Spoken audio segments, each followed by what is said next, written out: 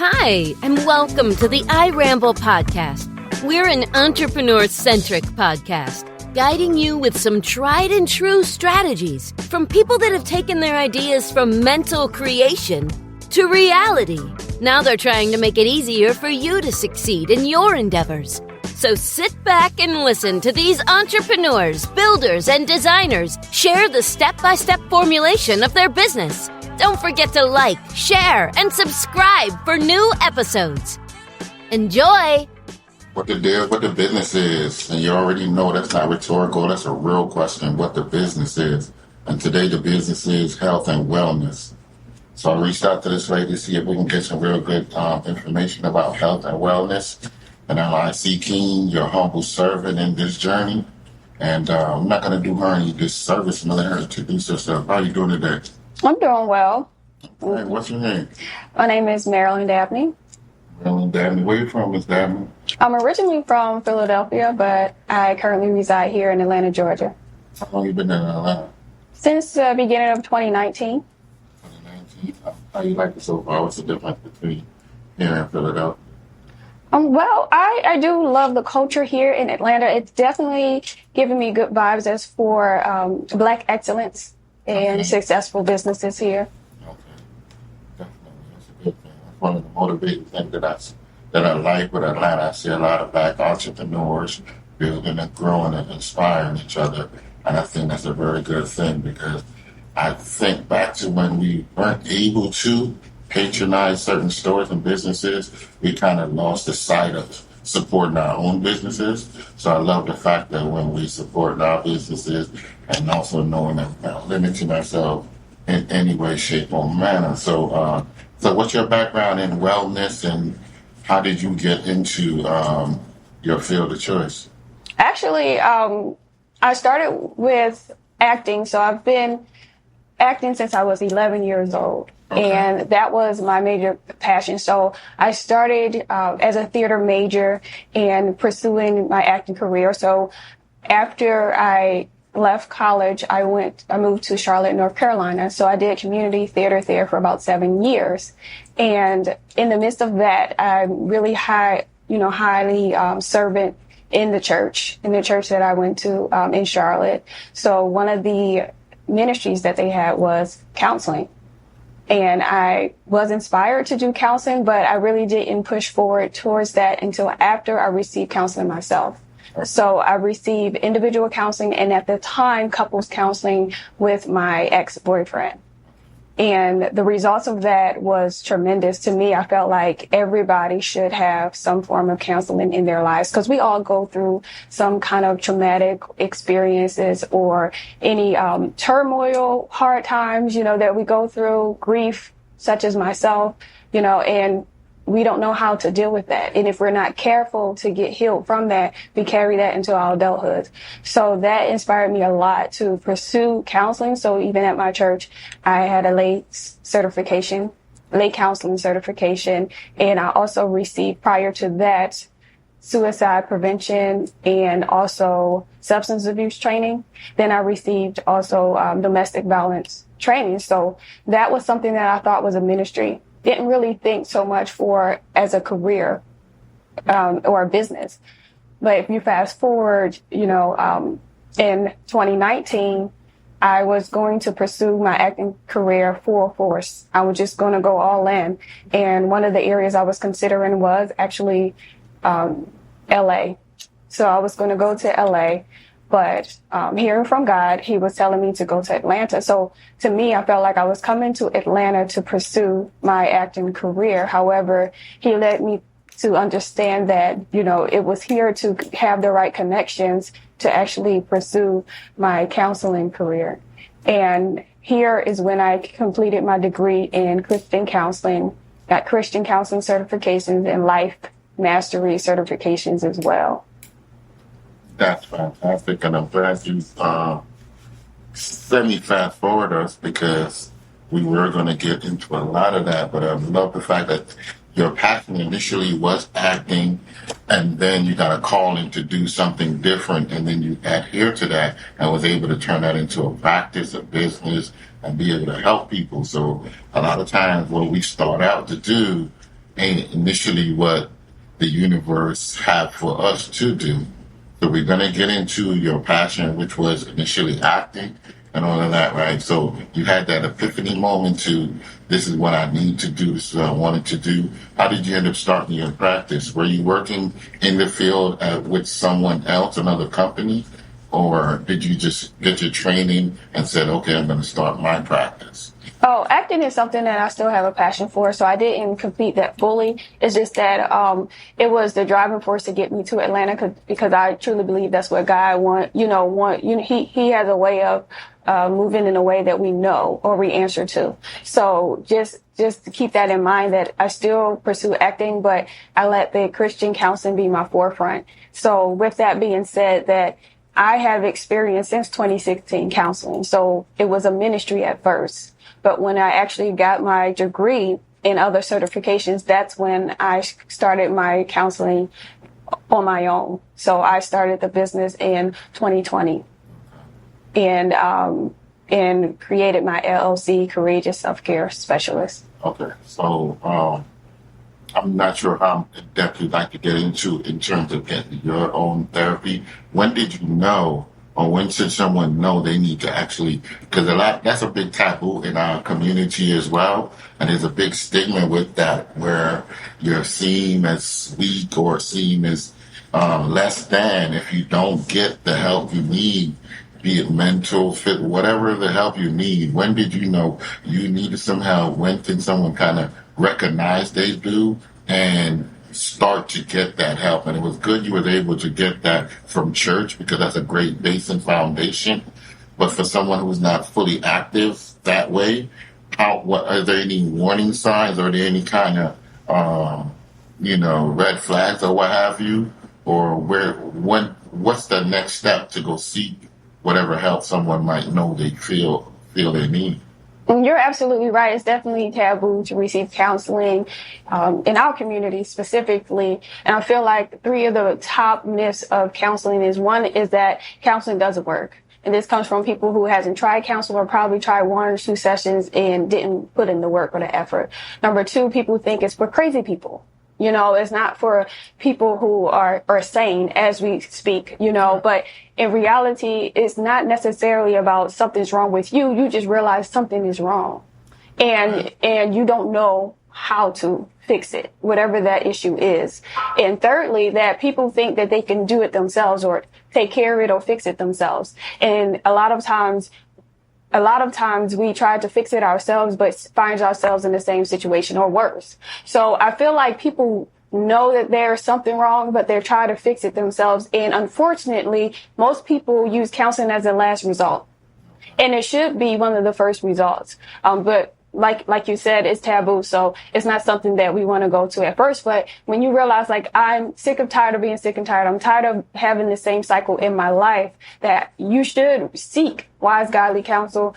Specifically for me, it's Christian counseling. So I would say godly counsel. However, therapy is very important in general. And I believe that when people really realize that they tried everything and they have nothing else left, they're ready to throw in the towel, please try, seek counseling and therapy, because you are going to encounter a non-biased professional who is trained to actually help you navigate through your emotions, help you navigate through your life and find and get the deep root cause of what's causing you to not be successful or not to be happy in your life.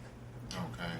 So is there a difference between Christian or non-Christian, or was it because you were already in the church where it kind of facilitated that avenue or line of self-care for someone? Is there a difference between Christian or going to school and learning it, or is it pretty much the same principles that are taught in that training? Well, yes, there is a difference between Christian counseling. Christian counseling is based off of biblical principles. So we talk about the Bible, we talk about prayer and God in the sessions and use that to help inspire and encourage others. However, I do have clients that are not Christians or consider themselves religious, and which is okay, because it's a non-judgment zone where I am able to utilize the gift that God gave me to help others in their lives, to help motivate them, help encourage them, and help them to reach the success that they want to reach in their lives. So it's not necessarily that you have to come, when you see Christian counselor, you have to be religious or be a Christian. It doesn't necessarily mean that. It's just that I strongly believe, and like you said, from my background in history, I strongly believe that God should be the foundation of the healing process. Okay. I believe that too as well, because I started doing a lot of studying, researching on a lot of different things too. And I end up always coming back to that powerful force, because my grandfather was a preacher in our town. So I know that there is a background force and a principle there if we adhere to. I just was trying to see if there's a difference in the correlation of the two, or was it just a real principle of the teaching and the guidance and the coaching of someone through what they're going through, whether you specifically had to say, okay, well, let's focus on the religious aspect of these principles, or was there just step-by-step guidance in the trade, in the field and study of therapy and treatment and wellness? So that's kind of what that was really based on. Yeah, absolutely. So we do study biblical principles and study the Bible throughout the training as well. It's just I do want to point out that, some of my clients who try counseling or therapy outside of a denomination or religion, they find themselves not getting to the root cause. They find that their sessions have been real on the surface and not really digging deeper.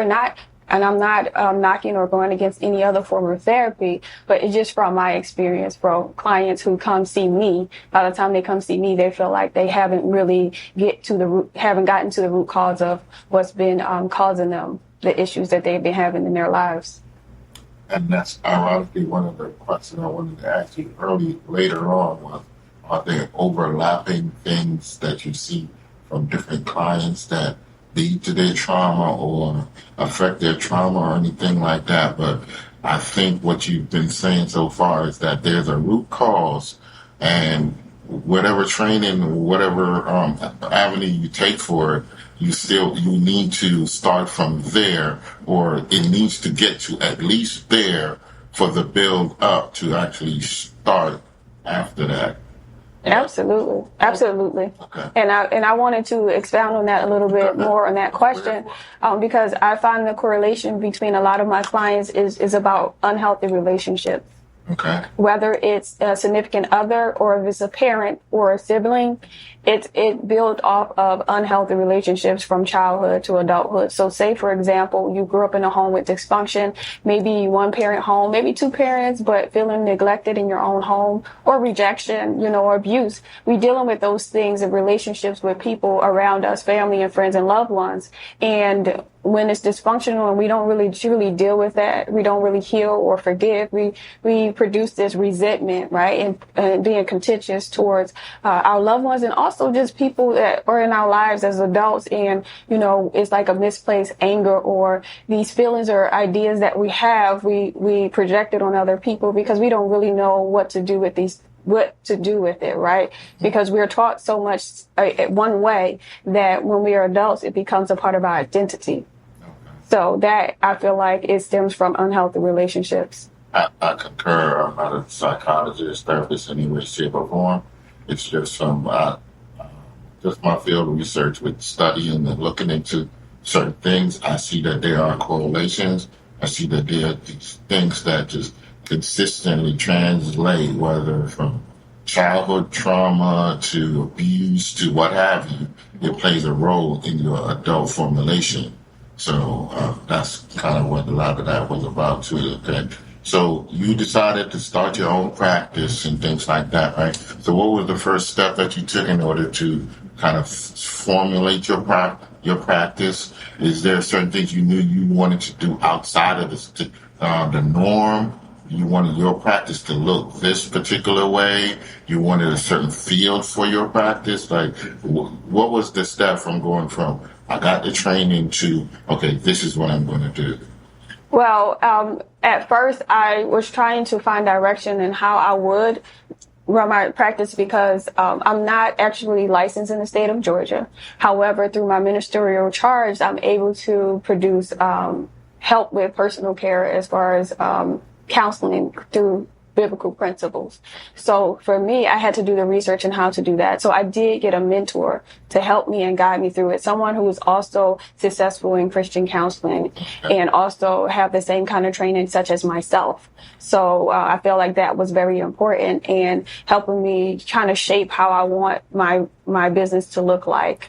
And I'm glad that I'm able to have that autonomy to be able to shape it in a way that I know that the foundation is God, for one, and that I want to welcome all types of clients and situations. However, just making sure that the outline is about God and helping them discover their true identity. So it's just like, basically my thing was, okay, make sure it's about God and not about me, making sure that we're digging deep into the root cause of whatever the issue is. It's not going to stay surfacey, and making sure that the outcome is great success for my clients. So the one of the first things was I need to get a mentor because I don't know how to do this. I don't know how to navigate this. I am basically walking through uncharted territory, and I don't know. Yes. So how do I put that into a business? So I did hire a mentor to help me with that. Okay, so and I think that's one of the things that translate when we talk with different entrepreneurs and business owners. It's mentorship. It's having someone that you can reach out to and say, okay, how have you done this? How can I do this in a different or better way? So having a mentor, we say, is definitely a good thing, because oftentimes when you're new to whatever business that you're starting to formulate, there are learning curves. So you definitely want to have as much help or mentorship in terms of navigating through those. So we say definitely a mentor in terms of some guidance in what you're doing. And then how did you formulate and lay out because I went through and I saw what the practice services that you offer. How did you decide that you wanted to do couples therapy? How did you decide that you wanted to do all of these different things? Because you could have did 15 to 20. How did you kind of whittle that down to, okay, I'm going to specify fees? That's a good question, because And I do want to encourage people to understand that if you have this idea, right, you have this passion and you feel like it's a part of your purpose, to start it, no matter where you are in the process, just start it, because as you go along, you start picking up the things that work and what does not. And it also begins to grow that way. So it wasn't always the services that I had now. It was probably 2 or 3 services. And then I saw that there was a need in other areas. And that's when I started extending my services that way. So it's kind of based off of, okay, this is the basics. And then when I start getting requests or seeing that people are asking for other services, I make sure that I make that available for clients. That's I tell you, a lot of these things kind of overlap in terms of businesses. One of my best friends told me that too. You start a business and let the business talk to you. So you open it and you say, okay, these are my field of practice and these are mine. But then the customers, people ask you, well, do you get into couples therapy? And then maybe you hadn't in the first place, but then now you do the research, or you already have the knowledge or understanding to say, okay, I can't incorporate that because I know I can give, because what you're doing or what your business is so important, because it helps the world. It don't just help someone just be better in one avenue, because we interact with each other. So if I don't have any de-escalation skills, if I don't have all of these different things that you can help someone better themselves through, we're now, doing a disservice to society. So it's good that your business specifically is able to kind of navigate in such a broad way. So, and you fine tuning it and still, were there any specific outcry for help in any specific direction that you didn't know at first? Was that prevalent? Well, I don't think it's something that, okay, I would say both. So at first it was, okay, individual and couples, of course, adolescents and youth, but I realized that, like I was explaining to you earlier, that it stems from unhealthy relationships. So I saw a huge need of building healthy relationships. So when I had started receiving requests for a brother and sister, a mother and daughter, to me, I was like, okay, well, I need to at least add a family of two as an option of service, because you wouldn't think of it before. I'm thinking more relationships. I'm thinking more marriages, and also individual. That's necessarily just in your wheelhouse that you wanted to. That was your comfort zone, and then you saw the need for help for other things, and then you said, you know what, let me incorporate that because there is a need for that. I just was more comfortable doing just this. I think it was, like you said, it was a comfort level, but also from my own experience. Okay. So I feel like, especially when it comes to adolescents, I have a strong passion for them, helping them with the transition into adulthood, right? And making sure that whatever past they experiences doesn't depict their future. So that was a strong thing for me. I was like, I do want to help adolescents, but also me receiving individual counseling and couples counseling. Those are the things that hit home to me. And I felt like if it helped me in my life, then I can help others as well. So that was my go-to. And then as it began to grow, I realized there's families. So I add families of 3 or more or 2 as well. But I also added business startup consulting. I found myself helping a lot of people such as myself starting a business, getting lost or stuck. And I found out that, as I helped myself, grow my business, I started to give advice and help to others who were in the same situation. So I don't just, in the services that I provide, I don't provide business, like helping business who are, pro-fights in the industry, more so people who want to get their business off the ground and, get their LLC, get their license, get any zoning or everything that they need to prepare the EIN number, anything, the logo, the name, the brand, anything that will get you everything that you need. It's like a packet that you need to get started, and just motivate them to do that. So I added that as a business because I found myself helping a lot of people in that area as well. So, like, as we mentioned before, letting the business talk to me and see and find where the need is, and see if I can incorporate that into my practices, as far as is it something that still is within the integrity of the business. That's a fantastic way to put that. If it's in the integrity of your business, because a lot of times people just try to maximize for maximizing purpose, and you really you may not be able to disseminate proper guidance that way, but as long as it's integral in your business, then now the passion still overflow into that, where you can give good advice or direction, because actually it makes sense within what you're doing.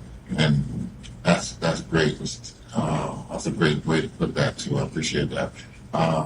So once you opened your business, how did you decide? How were you able to gain clients and customers? Because obviously we are in the business of helping, but at the end of the day, it was a business anyway. You get me? So to make it make sense, you still have to advertise, market, network, and things like that. I'm here to help you. I can help you. How did you gain clients to help facilitate their growth and wellness? Yeah, so in 2020 we have COVID, right? So the pandemic hit. So it was a good thing, but a bad thing, but at the same time a good thing for me. So it was difficult because the networking piece. It's kind of hard to have that networking piece when we weren't able to be outside, when we had shelter in place. So it's kind of, everything was kind of virtual. So that was difficult to be a new business, trying to get my name out there in that aspect of it. But it also was a blessing because I was able to find virtual sessions for clients that's not only here in Atlanta. So it kind of broadened it broadened my business as far as being able to reach other people out and be comfortable with people being comfortable with virtual sessions. So that was one of my main things is virtual. So I started to be on a few platforms for directories for people who are looking and seeking for counseling or therapy, life coaching, and business startup consulting. So I put myself on those platforms that are directories so that the people find you and you don't necessarily look for them. So it started off that way. And also it's important with Google having the SEOs and making sure that it works for your best interest, using the right keywords so that your business can be found when people Google you. Also like Yelp and just being able for people to find you. And not necessarily you going out to seek people because like I said, at that time, networking was not that, available exactly, in person. So I had to start off with that avenue. How can I really get my business out there, virtually over the internet and people can actually find me?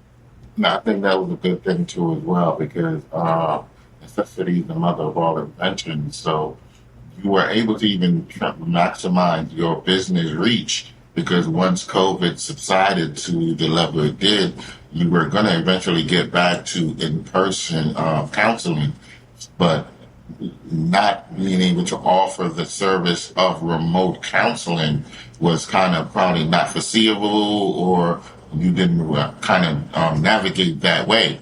So COVID kind of forced us to say, okay, what's the pivot this way? Well, I still need to reach my client because, people need help regardless all day, every day. Right. So now once we're back in the area where we can interact and give in-person counseling, you still can offer that shy client, that client that need help or wants to reach help or get help, but still would, feel more comfortable maybe at their own resident, their own place, and still be able to talk baby steps. You can say, okay, we can do it remotely until you feel comfortable enough for it in person. So that kind of helped. Like you said, it was a good and bad, and the bad being that, people were affected on the levels that they were affected on. So now, I get that side of it. I was going to ask you what are some of the challenges when you with reaching clients. Well, we obviously just covered that. What were some of the surprises, or were there any kind of surprises that you found when you started your business that was just you felt good about? Because oftentimes you start a business and then you're like, oh, is this going to work? What are my challenges going to be?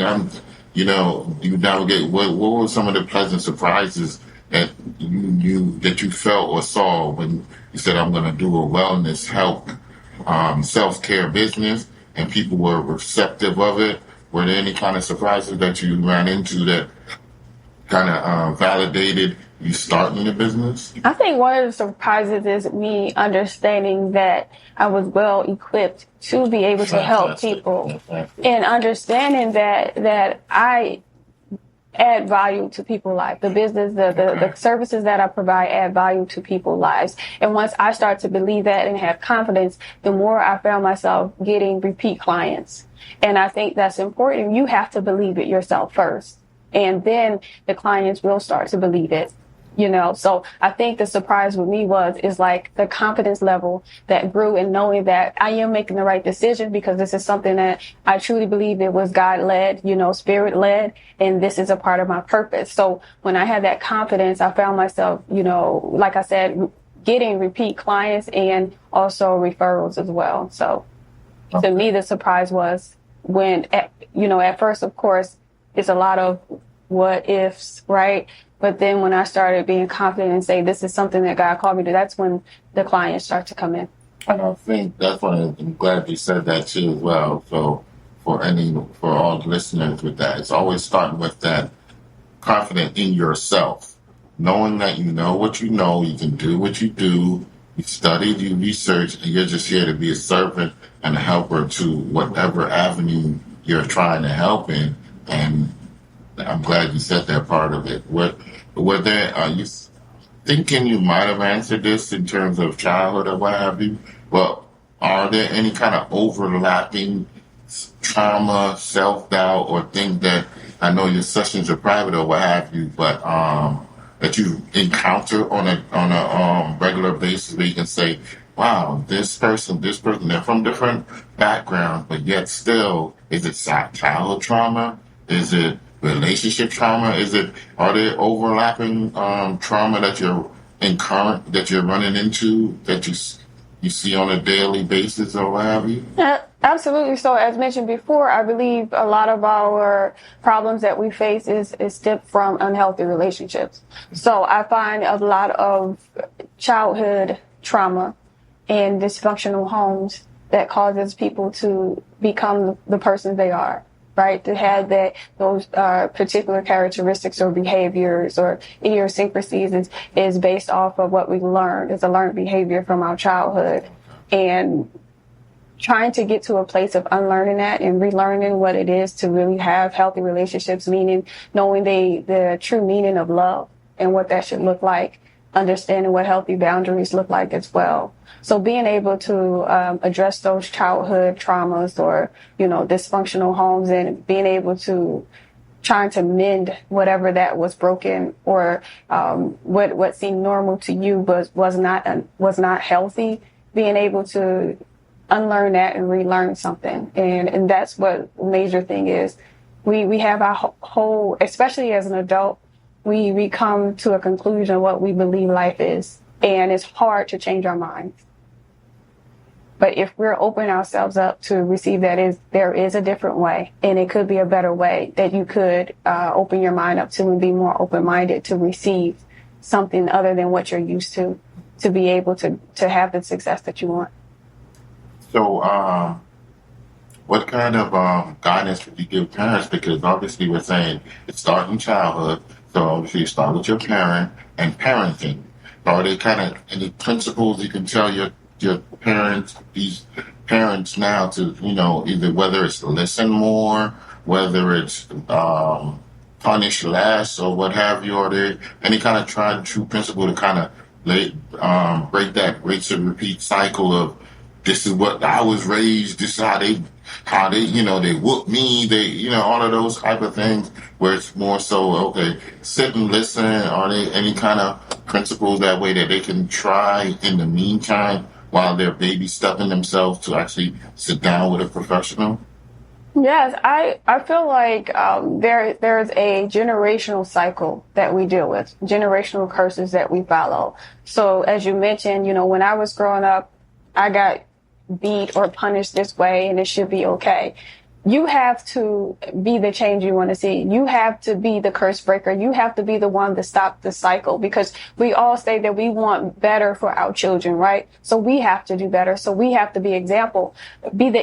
I know a lot of times we say, do as I say, not as I do, but that's far from the truth. Children usually do what you do, right? So they follow that same behavior. So it's like, if you have some unresolved trauma or childhood dysfunction or whatever, or unforgiveness or unhealthy relationships with your parents, start there. Start getting the help that you need. And your children will see that you're changing. Your children will see that, oh, mommy is not like mommy used to be anymore, or daddy, he's more loving. He's showing more affection. I don't know what this is, but this is what the children need and this is what they want. So you start to be the change in you. Do not try to pass on that responsibility to your child, because the only thing that's going to happen is the cycle is going to repeat. So I know the saying, when we know better, we do better. But the real saying is, when we know better, we should do better. We should, but that's not really the case. No, that's 100% correct. That is the saying. And a lot of these sayings, they sound good because you're saying it in a setting where, you're trying to be cool or whatever that is. Mm-hmm. But no. If you know better, you actually do better right now. You actually be that change that you're speaking of, because kids are so spongy. They will see what you're saying, and we don't give them enough credit to see that, okay, daddy and mommy was like that last month, last year. They see the change gradually, or they see that you're actually trying to even make those changes in there. So another one of the things I was thinking of was like, for someone in your field, how do you compartmentalize? Like you said, you had to deal with some trauma yourself anyway. Even if you didn't, how does someone listen to other people's trauma, guide them, coach them, and still are able to just leave that at work and deal with your daily life? On a perspective of an actual counselor, from a counselor perspective or therapist, I feel like that's something that we constantly should be in prayer about, because, you know, there is such thing as energy traveling. You know, if it's negative energy, you attract negative energy. Positive energy, positive, you know, energy you will attract. And that's the same thing of, you know, I feel like you have to have that kind of discernment to be able to understand someone's heavy burdens and not allow it to stick to you. And I feel like prayer helps with that process, you know, asking God to not let it be attached to you, and set some boundaries when you are, you know, dealing with someone with heavy trauma. And after that session, I pray that, you know, you ask God to make sure that doesn't stick to you, and that it, you know, that it helps the person, but it doesn't stick to you, and take a beat. You know, don't think that, because you are on the other side of the couch or whatever you want to call it, that you can't be susceptible to that, because therapists need therapy. So you're not an exception to the rule. So I say that we need to really be careful about that, because it could happen. So it's not like, oh, because I'm trained in this and I'm the professional, that I can't, you know, carry on any trauma myself. That's far from the truth. Okay. So it's a daily process of just reassessing that, okay, I can have relapses in terms of, okay, falling victim to some self-doubt, fear, this, that, and the third. So you're always constantly, you know, putting more gas in the tank of, I'm not on the other side all the way. I can always still fall, you know, slip, or however we'd like to label that side of it. Okay. Absolutely. Okay. What was the term? When did you know that you chose the right field for yourself? When you were just happy that this was not just a business, this wasn't work, this is just actually, I love doing this. I know this is my purpose. I know that I'm serving a greater than me. What did you have that epiphany moment, or do you, can you remember when that was, or what that was? Absolutely, because like I said, when I started being a counselor, I started at church, right? I was part of the counseling ministry. And for me, I thought it was just ministry. You know, I have 2 years working with the Mecklenburg County Jail, working with youth offenders. That to me was ministry, right? That's what service to me. You know, getting the other training, like I was saying, that was service to me. It never reached my mind that this is going to be your business. And God doesn't reveal that to you until it's time, right? So when we fast forward, we understand there are so many signs along the way that God was leading me to this, but I didn't look at it as that. So to me, I feel like the humility, the servanthood of that for me, and now being able to produce profit out of something that I'm passionate about, walking in my purpose, I feel like that to me was like, yes, you're doing the right thing. It makes me feel good. It makes me have assurance in knowing that this is what God told me to do, and I'm walking in it. So I feel like, yes, absolutely. I feel like this is a part of my calling. I don't feel any shame, any guilt, you know, about doing this. And the fact that God blesses me in the business lets me know as well that I'm heading in the right direction. No, I think what you just said is fantastic. And that is what you want theoretically. You want to be a servant to the universe, the world, and what have you.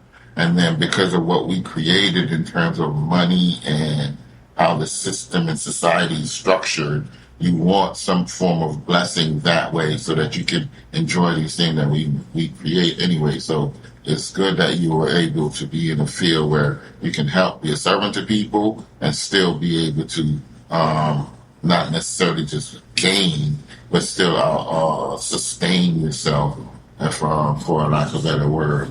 But then I had another curiosity was, is listening more important than what you do, or is guiding the person through what they're going through the most important, or is it a balance? How does that go? You see, the patient on the couch or what have you, and you're up listening and talking.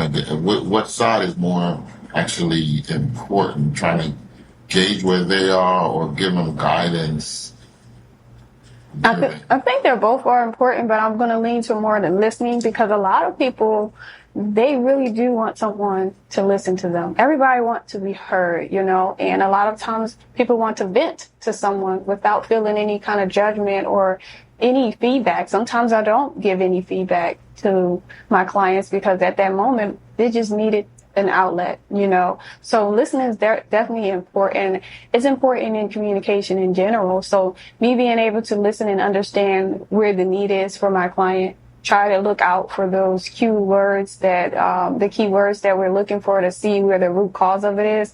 So that's why listening is very important, but we definitely want to guide them. But most importantly, listening and ask the questions, because we won't, if we're not too careful, we're going to go ahead and assess it too quickly and not really knowing really what the root cause is. And the worst thing you can do is give, inconsistent guidance or leading them in a direction that is not right for them. That's why I kind of asked that question, because you're still in a space of humbleness while you're guiding, because you don't want to say, "Oh, all right, I got it." No. Let me hear the more and the more and the more to make sure that when I do impart this guidance to you, it's still not surfacey, like you said earlier. We're actually trying to deal. You don't want repeat business from that client. You actually want to get to the root cause, gauge them, guide them, and help them to just move beyond. And I think if you jump in too early without listening, then you might end up doing such. So that's how I was kind of curious as to, is the listening aspect more important? And then listening, because you've done it so long, you just think, okay, I know what this one is. So is it a bunch of, I know what this one is, and I'm going to give you the tried and true guidance that way? Or is it situational? It's very situational. However, I am going to honestly say probably the first or the second session, as a professional, we kind of have an idea what it is. We do. But the thing is, if we go ahead and say, well, we know what it is, do this, it won't work. Because if that worked, we can do that with anyone, right? And that's all you need is that. The thing is that them come to that conclusion. Okay. So when you say... How do you get that? How do you get there, though? Exactly. So the way to do that is, like I said, listen and ask questions. And when you ask the questions, and then it becomes them thinking, critical thinking, right, for themselves. And they then, like I said, it's kind of like a domino effect. So this question is connected to the next question, connected to, which becomes the answers start to connect, and then you connect the dots for yourself as a client. And then you realize, well, I guess this is why it started. And in your mind, as the client, as the counselor, the professional, you're thinking like, absolutely, I'm glad we got here. Now, whether that's 6 months, whether it's 2 weeks, whatever it is, how you got there, as long as you get to that point, because I can tell you all day what it is, but until you understand it and believe it and willing to do the work, there's no change that's going to happen. Okay. So it is a process. That's why I say seek professional help, because we have a way of helping you navigate through that. Okay. No, I'm concurring with you as a non-professional, because I think that's what it is.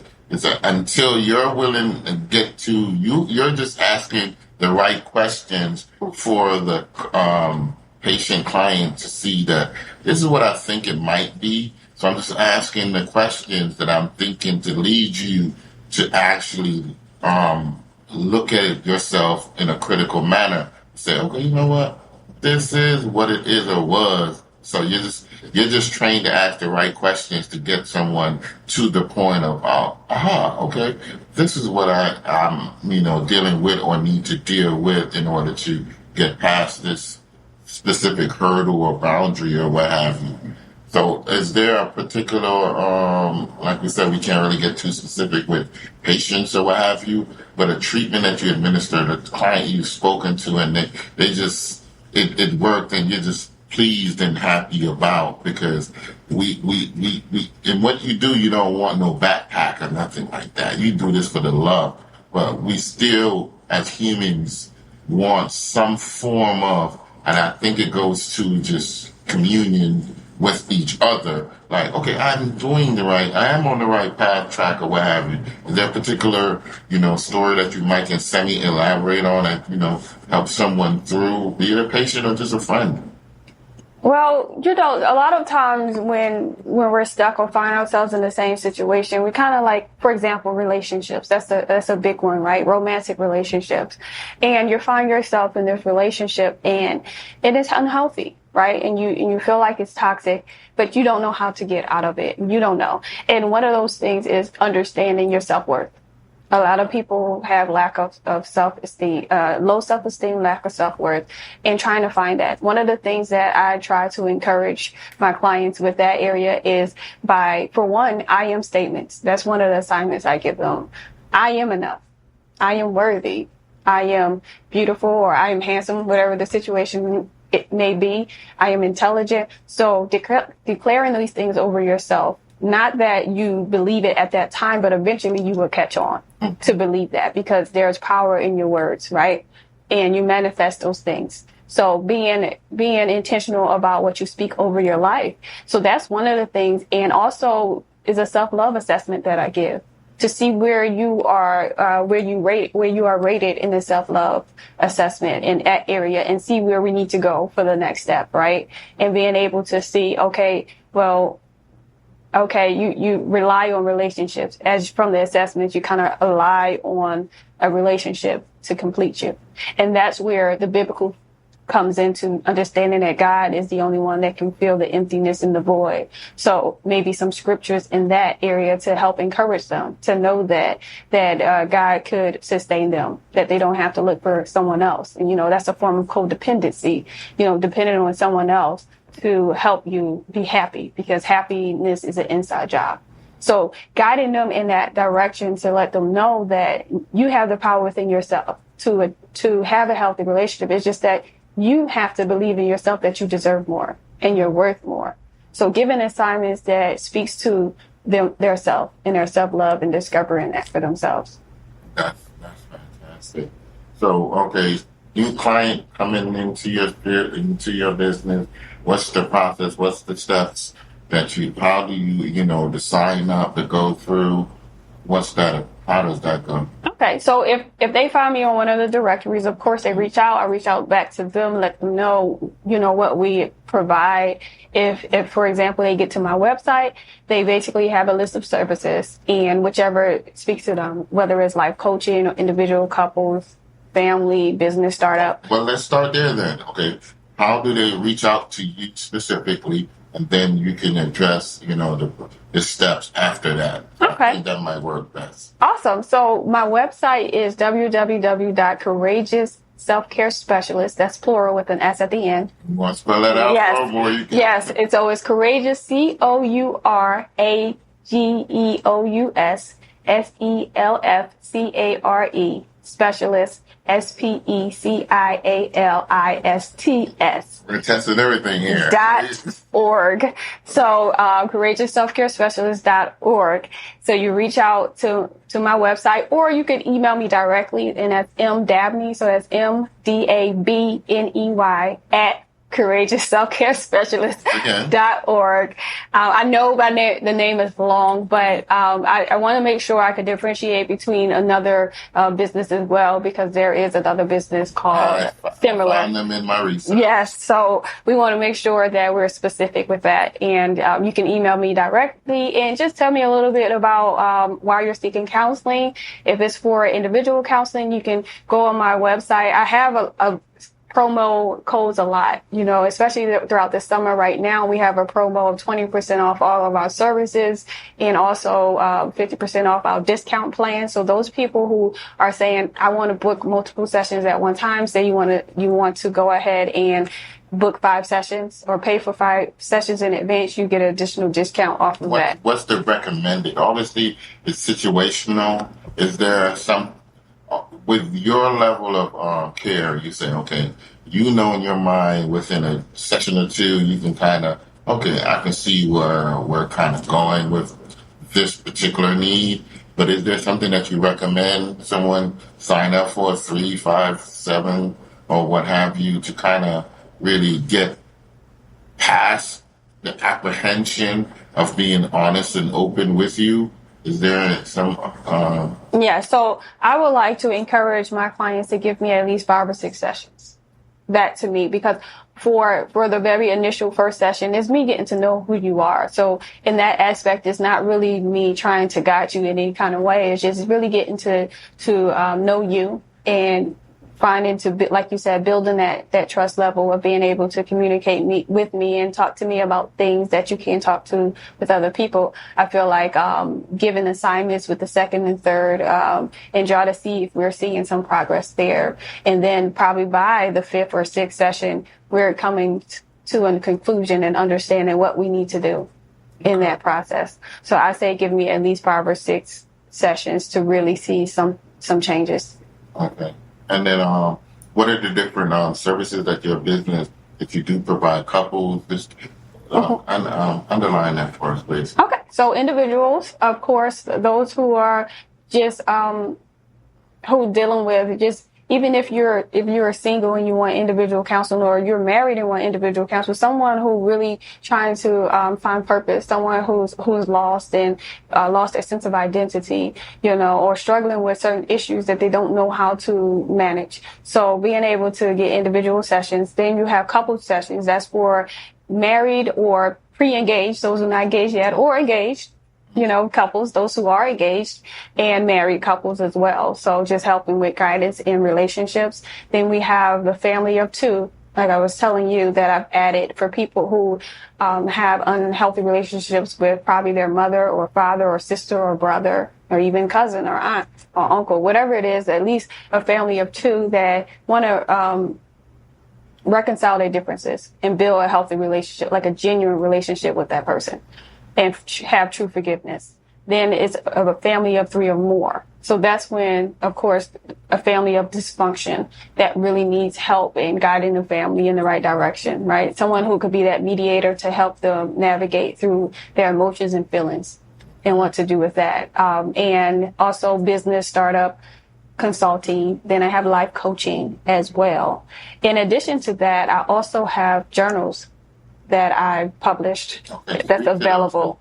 I was going to get into your foundation, but my other question was there anything that we didn't get to cover that you'd like to cover? So get into your journals. Okay, so let me get into the things that's been added along the way, like we talked about. So the first journal I created is called My Daily Bread 60-Day Inspirational Writing Journal. So I picked 60 days because even though the saying you get to learn a habit within 28 days, they say you learn a habit, something like that in between that time, that I find it not necessarily true, because I've done something for a month and fell off many of times. So I figured if we could get the momentum of having at least 60 days of practicing it, that will help you produce that habit that you need, right? But 60 days is basically a journal with a meal log where you log your meals, and it's a water tracker to track your water. And then there's a couple pages where you can journal for each day, and each day has like an inspirational scripture that could help motivate you, encourage you. And the inspiration from that is my clients. I have a lot of clients who have poor eating habits, whether they don't eat enough, they don't eat the right healthy things, or they want to lose weight.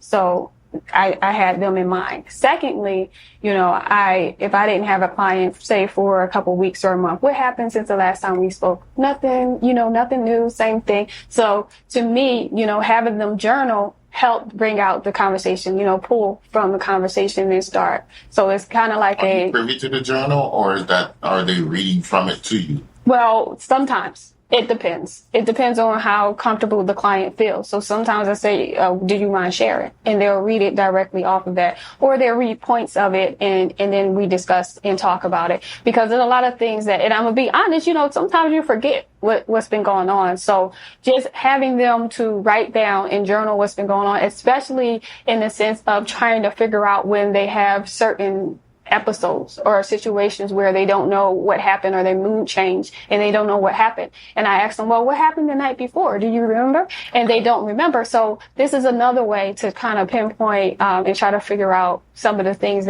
reasons why they go through some of the things they do. Yeah, exactly. So what triggered you to feel that emotion or feel like you're depressed or to do the things that you do? So I feel like that was inspired from my clients. Now, the other journals are just lined paper where you can just write in a journal. There's no meal plan or anything in them. The reason why I created them was just inspirational. So like the cover, one of them say, write the vision, make it plain. So it's just really inspirational journals that you can use to purchase if you want on my website. Okay. And in addition to that, I have a online workshop called Love and Relationships. So, back in June, we actually have the live one of it in June. But for those who missed it, I have a pre-recorded self-paced version on my website now. It talks about love, not necessarily romantic relationships, but love in general, what love is, what it looks like, what it doesn't look like, and building healthy relationships and healthy boundaries. It also talks about self-care. How do you spot what that is? Unhealthy? Are there some kind of guidelines things that you're looking for to kind of say, okay, this is unhealthy? Those are tried and true. Had a conversation with a friend of ours, like 3-4 of them, and we were just actually kind of figuring out, like, what are these red flags? Why do people keep going through these unhealthy relationships over and over again? Are there some kind of red flags that you're seeing where you're doing the same thing that last person did? I need to just say, this is going to work. So are there any kind of roadmaps that way? There are some signs. We deal with red flags all the time. A lot of times we ignore them in relationships because we have the desire for companionship, right? Okay. So a lot of times we settle because we rather be in a relationship that is alone. Exactly. So I say this in the workshop. Okay. So like I said, people could actually register and do the self-paced version. And that's on the website you gave earlier? Yes. Okay. On my website, www.courageousselfcarespecialist.org. No worries. So I talk about in reference to the Bible in 1 Corinthians chapter 13. That was my preface of what love is, what it looks like. So we talk about what love is not first, because these are the things that we produce ourselves and not realize it. When we're talking about things that are clear signs of unhealthy things, for one, being vindictive, or a tit for tat. Like, you do this, so I'm gonna do that to you. Pro. So if you do this for me, I'll do this for you. So these are unhealthy signs. That is not love. The manipulation, abuse, those are clear signs of unhealthy relationships. So we have stuff like that. And then we talk about what love is. And like I said, I preface 1 Corinthians chapter 13 in the Bible, and it talks about being patient and kind, So those are the things that I talk about in my workshop for people to understand the difference between something that is truly love and what is not. Is that an ongoing workshop, or that was a semi-one-of-one, or a blueprint, a guideline for you to kind of adhere to? So that actually was series 1. Okay. So I'm doing them in series. So it has 3 videos of talking about what is love. Then it talks about practicing self-care and 5 steps to overcome a toxic relationship. Okay. So that's the basics of, unhealthy relationships. But then the next series that I'm working on is about being single, married, and in between.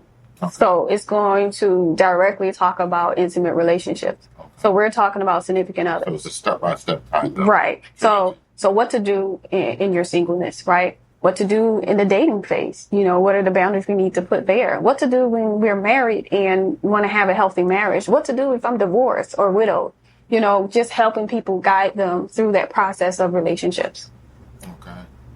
And what else are you getting into before you want to get into your foundation, or is there anything else along that way in terms of wellness and healthcare that you're providing for customers and clients? Well, I'm also, it's not an actual individual service, but I'm also expanding to motivational speaking. Okay. So if you would like to book me, again, you could email me at mdabney@courageousselfcarespecialist.org, and I help with if it's a youth conference or retreat or something like that. Just let me know, and I could help you, even adult conferences as well. But just letting you know the ideas of giving you an idea of what kind of speaking engagements I can do. Okay. And then your foundation that you created? So the nonprofit foundation is Courageous Self-Care Foundation Incorporated, and it's a 501c3 nonprofit. I created that back around the same time that I created my business, which who would do something like that? I would. So what happened was, at first I was going to start the nonprofit, the counseling as a nonprofit. When I got my mentor, she actually told me that, hey, it should be for profit. You should be able to still sustain yourself, and to be able to have your livelihood, incorporate to your livelihood in that aspect.